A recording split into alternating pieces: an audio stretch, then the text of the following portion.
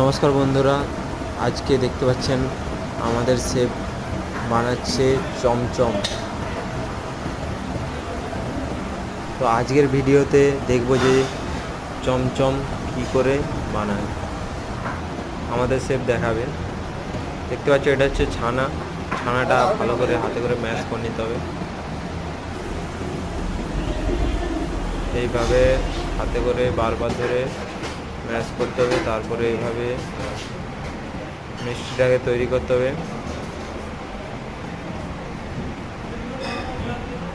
দেখতে হবে সামনে আমাদের 200 জনের পার্টি বানাচ্ছে শেফ, কী করে বানায় ছোট্ট একটা ভিডিও মাধ্যমে আপনাদের কাছে তুলে ধরলাম।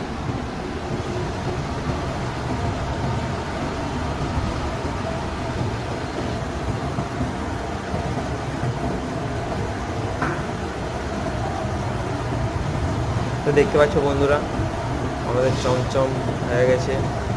এইভাবে করতে থাকতে হবে, কারণ এরকম করে নাড়ালে মিষ্টিটা একে করে চেপে যাবে না, এভাবে নাড়াতে হবে।